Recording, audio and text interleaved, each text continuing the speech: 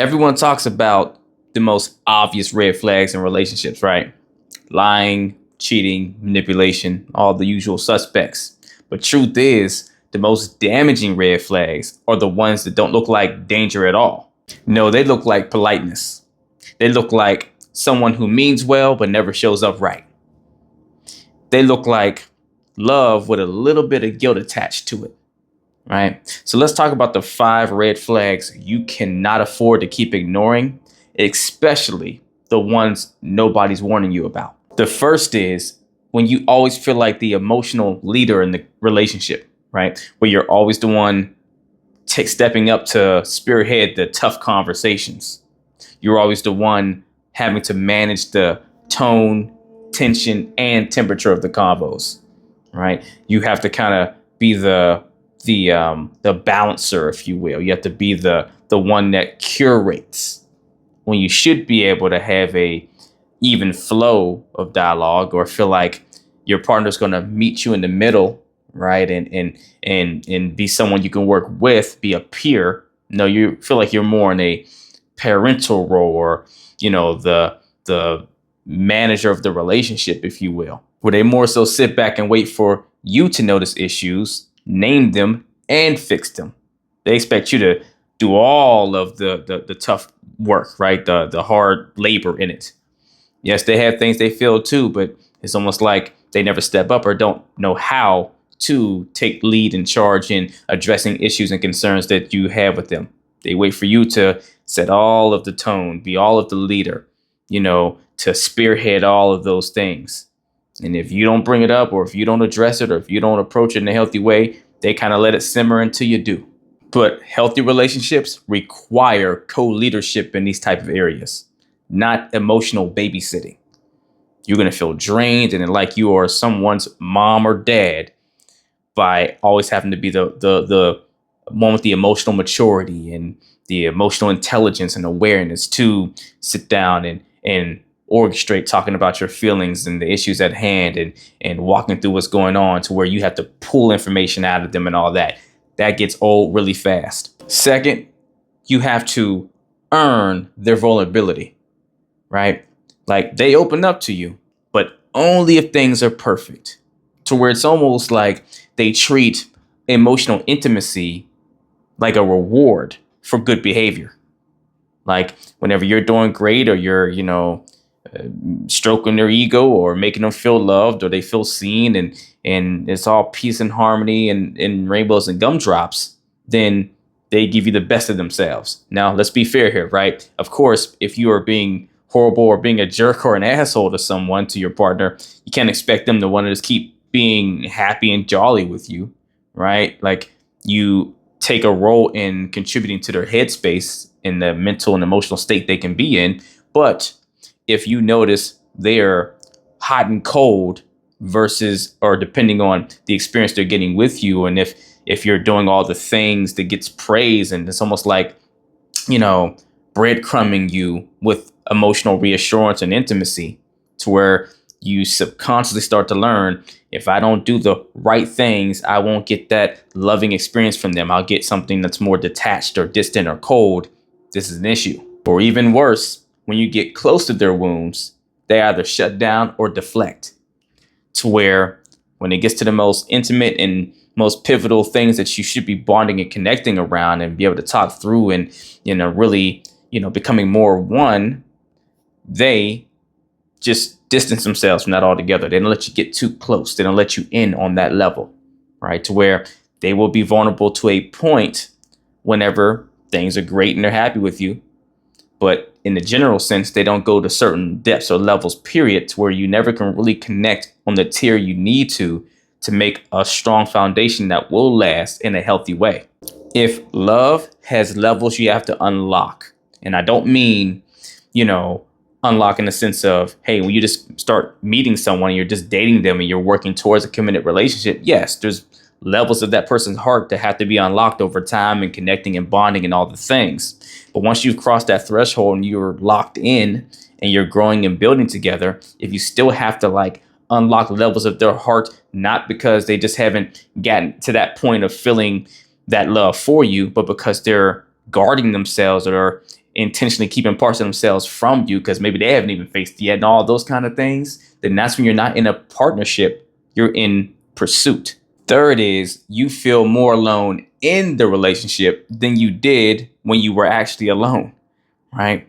Where you're together, but you still feel isolated, where you share space, but not energy. Or even worse, your needs are invisible, but your availability is still expected.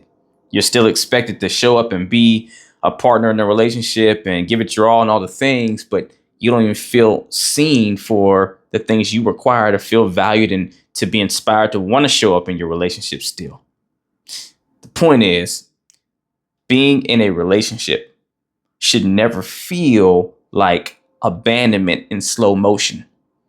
If you feel like the longer you're together, the slowly you're being more so put out on that island by yourself and like you're being left alone when you have someone right next to you, this is a huge red flag sign to you. Or fourth, they avoid accountability without ever being wrong, right? Where they'll apologize to you without saying it directly. They'll say something like, yeah, well, I probably shouldn't have done that. That wasn't the best decision to make there. I probably should have did this instead. That was kind of wrong of me. But they never actually say to you, I'm sorry for doing XYZ. I apologize to you for this because I understand it makes you feel this way or it put you in this position. They never just face it directly to you and acknowledge it directly to you, or they over explain without ever owning it at all, right? Oh, see, what I was trying to do is make sure we just didn't, show up late to the event, or make sure we weren't on the wrong page together, or that we didn't make a poor decision and pick the wrong choice or spend too much money or whatever. Give all this deep dive, nuanced explanation as to why they did what they did versus just owning that what they did didn't serve the situation and maybe hurt you and ultimately was wrong for you guys getting a good result together, or for you feeling respected, loved, seen, valued, whatever.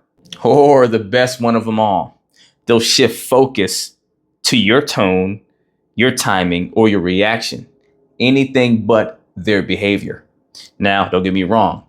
It is a push and pull. It's a yin yang. It's a flow. It's a back and forth. It's a tennis match that we do in our relationships, especially when we're having conflict or we're having an issue or whatever, right? So the things you say and you do and how you react do influence how your partner reacts as well and all that stuff, right? So it's not crazy if they do speak to maybe an experience they were having with you and say, hey, well, I was kind of getting in that space because you were doing X, Y, Z. That's one thing. There's nothing wrong with that. But if they never also stop to just own their side of it, that's where the problem comes in. Or if their initial reaction is always just too pointed at you, right? And when they do even try to bring some accountability in, it's on the lightest of levels and they never fully just own it all the way outright. Huge sign to you. Gaslighting doesn't always look like them saying something to the effect of, you're crazy.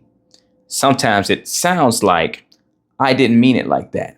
And the fifth red flag, you constantly feel like you're too much for them, where you shrink how you talk, right? You always start talking maybe softer, or you say less, or goes deep, or what have you, whatever coddles their feelings and their emotions, right? Or you soften your boundaries so that they don't feel offended, so that, they're not upset with you having requirements or, boundaries they can't cross. You start holding back your opinions, your desires, your standards, because every time you speak up, you're punished with silence, attitude, or them withdrawing from the conversation altogether, right? To where you're being conditioned to just be silent, mute, and slowly to deteriorate yourself, because everything you do is too much for them to handle, right? It's always over the top for them.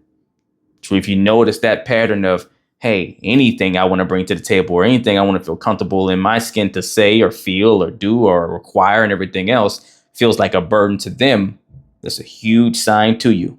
Always remember this. If love ever costs you your voice, then it's way too expensive to ever keep. But in reality, it's not love at all if you have to silence your voice to be with someone. That's the complete opposite of love. The point in case to all of this at the end of the day is not all red flags scream at you. Some whisper. And those are exactly the ones that go unnoticed until it's too late. So if you feel off in your relationship, you're walking on eggshells, you're carrying the weight of the relationship for the both of you, you're convincing yourself to stay, that is your sign. You don't need proof. You just need peace. And if you don't already have that peace, then you already know what you need to do. And if you need help building the courage, tools, skill sets, and confidence to do what you need to do and walk away from that relationship because it's not serving you any longer, to make space for the person that will come along and love you the right way and be an actual peer to you and not someone you have to babysit and tolerate and, shrink yourself for, then email or DM me the word coaching and we will get to work, only if you're truly ready to put that work in. And if you're not ready for one-on-one coaching, don't have the time, space, or maybe even resources, then at least email or DM me the word transformation. And I'll send the link to my transformation course that'll help you do the self-work for yourself to build that courage and that confidence to walk away on your own, at your own pace, on your own time. Either way, do something to get in the race. Let's get it.